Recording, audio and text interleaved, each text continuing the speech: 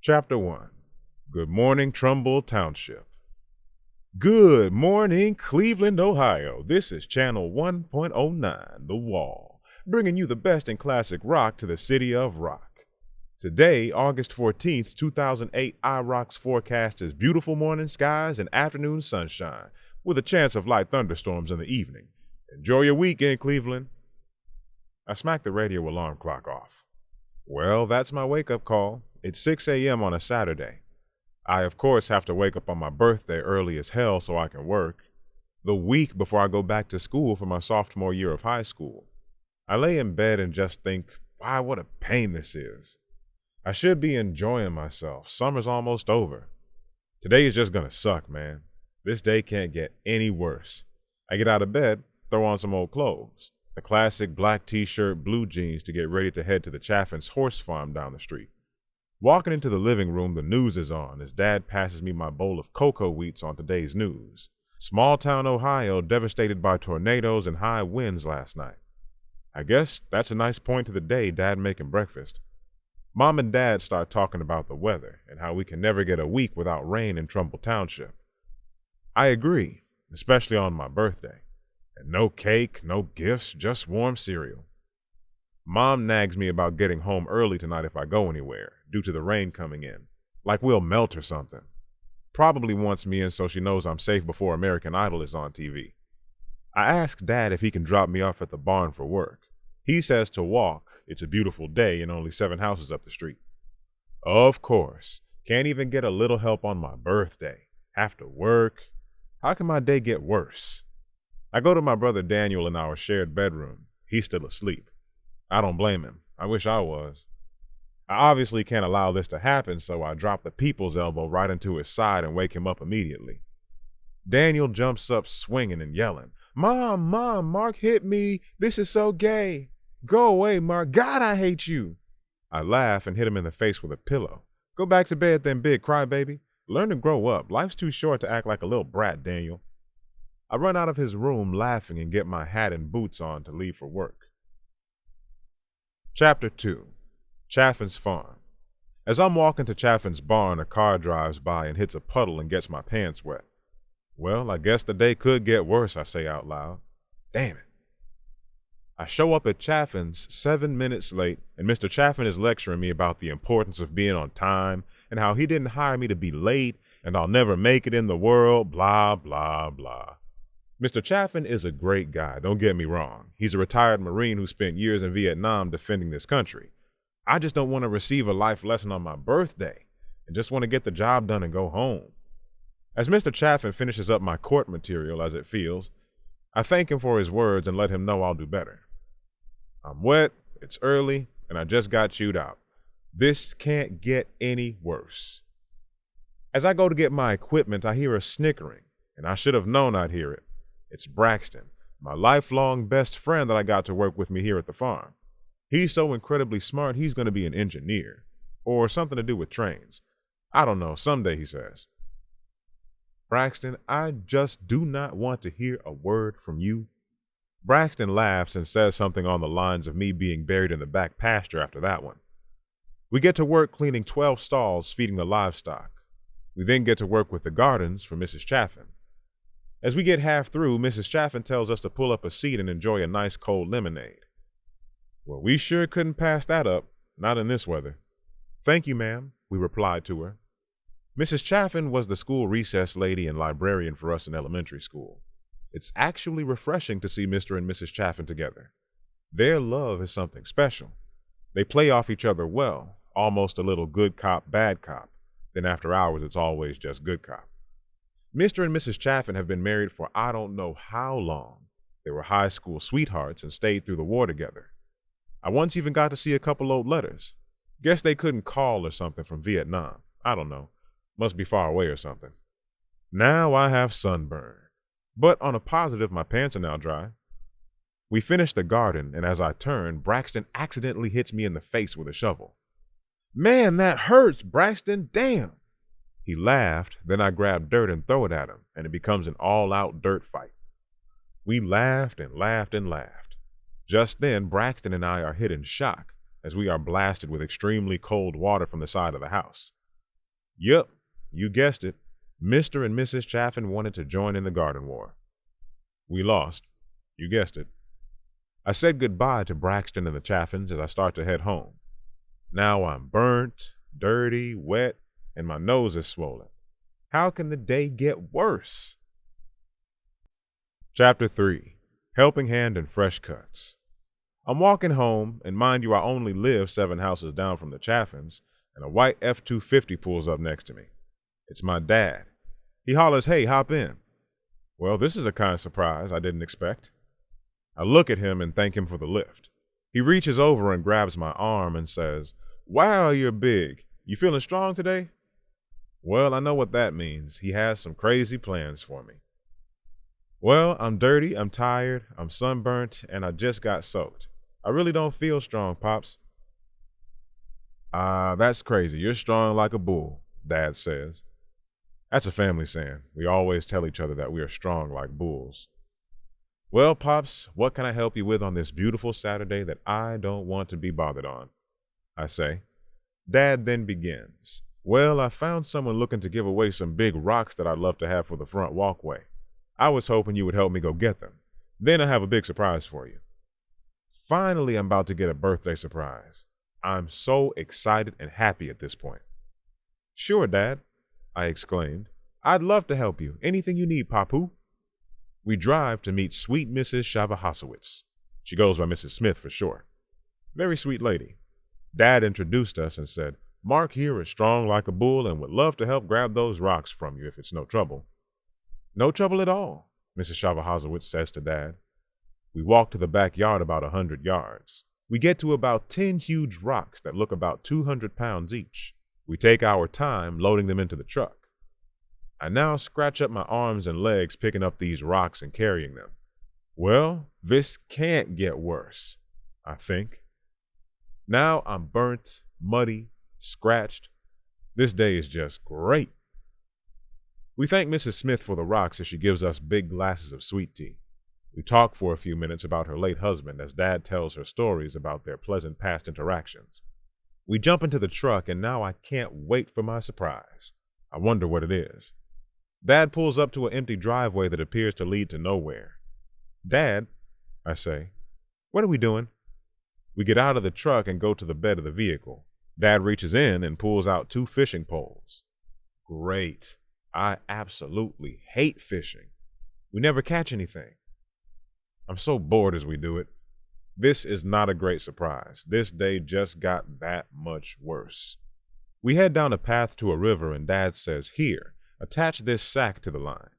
Here, Dad handed me an orange sack of eggs that I guess are for steelhead fishing. I said, Dad, this is the surprise? He said, Sure is. Thought you might want some time away from the house before school starts. Well, this sucks, I think to myself.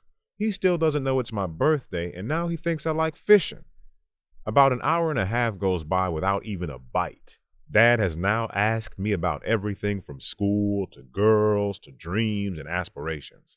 I finally say, Dad, why are we doing this? We never catch anything. Don't you find this pointless and boring? My dad looks at me and says, Well, my son, I'm not here to catch fish. I'm here to catch your time.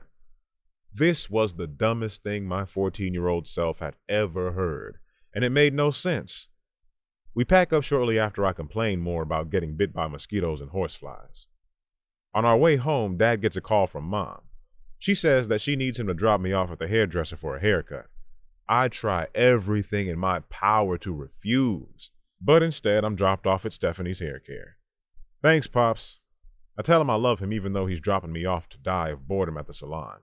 He laughed and said, Well, you'll do great, pal, and have fun. He then leaves. I walk into the salon and there's Mom talking with Stephanie. Hey, Mom, I say as I walk up and hug her and kiss her cheek. Hey, buddy, figured we'd get that haircut while you have a week before school starts up. I thank her, even though I now feel I'm wasting my whole Saturday and birthday bored and doing what everyone else wants. Stephanie is a sweet lady and has cut my hair since I was a baby. Mom says, Just wait, I have to get my hair cut and colored first, then we'll get you done and go home. Great, now I have to wait forever and can't go home. I'm stuck. As Mom gets her hair done, she's talking to Stephanie about her years as a kid and teenager, and they laughed about the years gone by. I learned way too much about my mom as I'm dying of boredom. Mom then starts going into, for what seems like forever, about how all that matters in the world is us kids and her family. She says how if it wasn't for us, she would have no reason to be here in life, and she's so incredibly thankful for what she has. I can't take it anymore. I pull a hairdryer machine over my head and try to drown out the girl talk. I then get to jump in the chair when Mom's done and get my simple fade cut. About time. Now that I've wasted another hour of my day I can't get back, we head home. Chapter 4. Play ball. We head home, and as we're approaching our street on Footville, Richmond, we see Tammy Taylor at the Trumbull meat locker. Mom pulls over, and she's with one of my childhood best friends, Zach. Me and Zach begin talking as well, and Mom and Tammy go into the store. As they come out, Mom says, "Hey buddy, Tammy said you can go over and play for a little bit today, and Sean is coming over as well." Zach and I are so excited, we obviously say, "Yes, please." Mom drops me off at Zach's house that's only 13 houses from mine and tells me she loves me and kisses me goodbye. "Yuck!" I exclaimed. "Thanks, Mom." Now I'm so embarrassed. This can't get worse. I won't live that down for months. Getting a kiss from your mommy. What am I, 5? Mom says as she's pulling away that I need to get home by 7 p.m. as it's supposed to start raining and it's a long walk. She's making hot dogs for dinner and Dad'll be hungry. "Mom, I hate hot dogs," I cry out to her. "This sucks." She begins to drive off and says, "Sorry, buddy, not everything's about you." Zach and I began by playing inside. Zach has a Nintendo 64 with 2 controllers that's so much fun. We play WWE, Pokemon, and Banjo-Kazooie. Tammy brings us in some snacks and we're just having a blast. At this time, the doorbell goes off and it's Sean and Ethan. Sean is my cousin from my dad's side down the line. He lives 3 houses down from Zach, and Ethan is Braxton that works at the horse barn's brother. Tammy tells us that it's time to go outside and play, that we don't need to be locked up in the house all day. "Man, but we're having so much fun, Miss Taylor. Please don't make us stop playing games. I'm tired and dirty and just having fun, and now I'm forced to go outside and be bored." Things can't get worse. Well, we couldn't win that argument as we went outside. We decided we'd play some games. We started by going down to Sean's house for a little bit and playing basketball in his garage. Sean is funny. He has the fastest comebacks out of anyone I have ever met. Whenever someone picks on the 3 of us, Sean always has the fastest mouth in the neighborhood. Sean is also extremely good at basketball. He's not fast at all, but the kid can make any basket he tries to shoot. Zach is very aggressive and can get hot-headed fast, so he can get good in quick spurts. Ethan is smaller than us and super fast, so everyone has their strengths and weaknesses. I'm the strongest in the group, but I'm not the fastest, and I can't shoot a basket worth my life. I prefer to stick to football personally. Sean then pulls out his boombox and pulls out a CD hidden under some stuff in the garage. It's his mix CD he made, not appropriate by his mom Pam's standards, so Sean always hides it. The CD is backed with Eminem songs and rap. One song, though, that we all love and listen to on repeat is Over and Over Again by Tim McGraw and Nelly. We shoot hoops for a couple of hours as we talk about women in professional sports teams. We then decided to go to the front and play football. Little 2-on-2. It's usually Sean and Ethan versus Zach and I. We almost always tie. Sean and Zach are very good QBs, and Ethan and I are almost comparable in speed. But Ethan is quicker, so the quick passes sometimes stump me. We play for over an hour, and it's the last possession, and Sean and Ethan line up on offense. Sean hikes the ball. I chase Ethan. It's a Hail Mary pass. I'm right on Ethan, and I lose my balance in the gravel driveway and fall face first and scrape my knees up in arms. I'm bloody and my pants are ripped up now. Ethan caught the pass and won it all. Great. Now I'm in pain and dirty as possible. This can't get any worse. At this time, Mr. Wessel stops to pick up Ethan. I run over and hug him and tell them that it's good to see him as always. Mr. Wessel always helps the wrestling team as an assistant coach. He's a fantastic guy. Now it's just Sean, Zach, and I sitting on the front porch. We laugh about the day in that little game. We then get serious and talk about our friendship and how lucky we are to have each other. We make the vow that no matter where we move or go or anything we do, that we'll always stay in touch and have each other's back. And Zach proposed that if any of us ever smoke a cigarette, that the other two get to punch that one in the face. We all agree because we know none of us ever will. We then walk to the meat locker for a root beer, because that's what cool guys do. Drink beer. Ours just happens to be of the root variety. Sean then starts talking about something called sarsaparilla, whatever that is. Evidently, it's the original name for root beer. I don't know. Sean is stupid smart with dumb random facts. When we get back to Zach's house, John Taylor, Zach's dad, comes out and tells us that my mom called and it's time to head home before it rains on us. I say goodbye to the guys and we do some stupid handshake thing that Zach made up and say we'll catch each other in class next week. Not many people get blessed to share a road with two best friends for life. Now for a long walk home. Damn, my knees and arms still hurt. This day sucks. Chapter 5. Home is where the heart is. I walk the 13 houses back home and pass all the neighborhood homes. The Summers, Fox, Madelyns, Chaffins, Bob's, the old guy my brother checks on weekly, and then Rex and Paulette's, just to name a few. Funny what 16 houses in a neighborhood can mean to you, all having a purpose in your life. As I get to my house, there's a car in the driveway I don't recognize. As I walk in, I see that it's my grandma and grandpa Smith. I was surprised they bought another new car. They came to visit and brought my cousin Travis with them. As I walk in the door, I'm blasted with a huge surprise! Happy birthday, Marky! My brother Daniel comes up to me and makes the comment, how's it feel to be so old and ugly and stupid? I laugh and punch his arm and say, did you know about this? He calls me gay and says, duh, and I would have told you this morning, but you made me mad waking me up and attacking me in my sleep, so that's what you get. I hug him and thank him for keeping it a surprise. I go over and hug and kiss my grandparents. They truly are so amazingly special in my life, almost like having a second set of parents. Not many people can say they're blessed that way. Travis comes over and pinched my nipples and says, what's going on, boobs? I laugh and push him away, then grab him back for a back-breaking bear hug and call him pizza tits. I can't believe you're here, Travo. It's been like 100 years, you Nancy ass. He laughs and said that grandma called his dad Danny and wanted to surprise me by bringing me over, and his dad was more than happy to make it happen.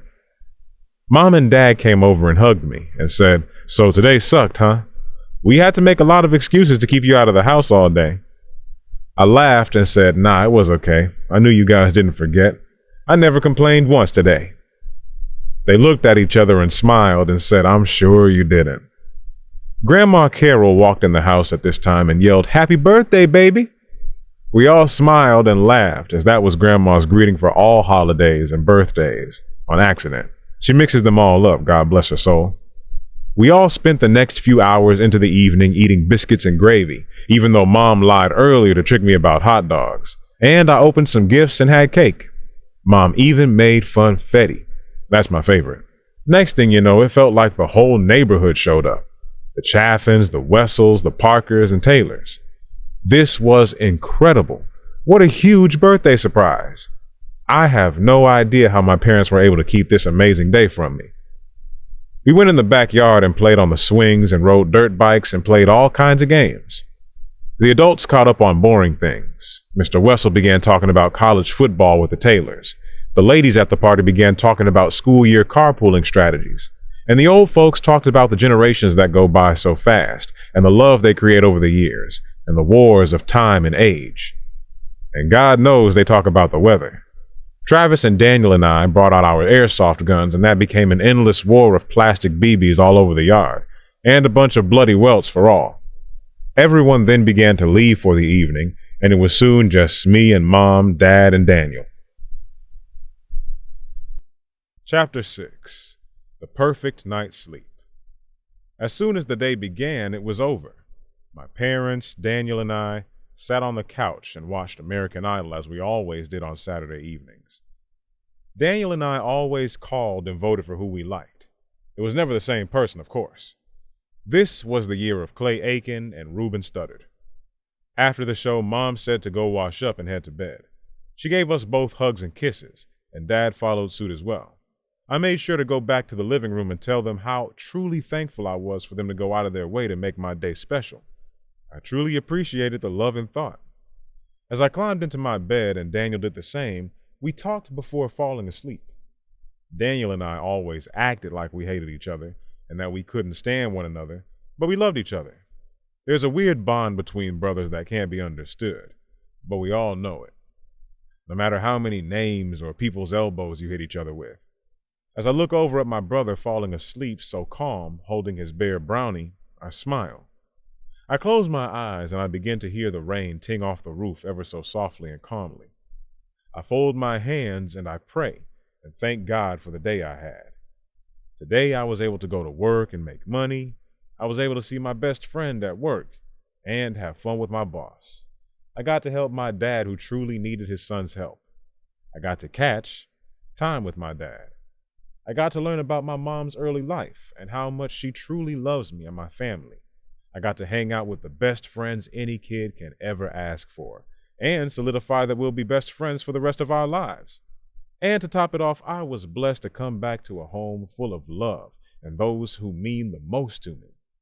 Those that love me unconditionally. I'm truly blessed, and honestly, how could this day get any better? I couldn't ask God for more. The perfect day that I wish could be repeated day after day. I slowly drift to sleep listening to the rain on the roof. It's so soothing. Such a perfect day. Chapter 7. The Groundhog. Good morning, Cleveland, Ohio. This is channel 1.09 The Wall, bringing you the best in classic rock to the city of rock. Today, August 14th, 2008's iRock forecast is beautiful morning skies and afternoon sunshine with a chance of light thunderstorms in the evening. Enjoy your weekend, Cleveland. I smacked the radio alarm clock off. Well, that's my wake-up call. It's 6 a.m. on a Saturday.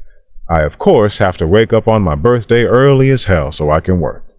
The week before I go back to school for my sophomore year of high school. I lay in bed and just think, what a pain this is. I should be enjoying myself. Summer's almost over. Today is just gonna suck, man. This day can't get any worse. I get out of bed, throw on some old clothes, the classic black t-shirt, blue jeans, to get ready to head to the Chaffin's horse farm down the street. Walking into the living room, the news is on, as Dad passes me my bowl of cocoa wheats on today's news. Small town Ohio devastated by tornadoes and high winds last night. Dedications. Dedicated to those who are no longer physically here. May you only replay the best moments. Carol Reed, Sean Parker, Travis Troglin, Ken Wessel, Sandy Chaffin, and Richard Smith. This has been Trumbulls' Boulevard of Shadows. All Reed's Shadows. Written by Mark Reed II. Narrated by Kevin Howard.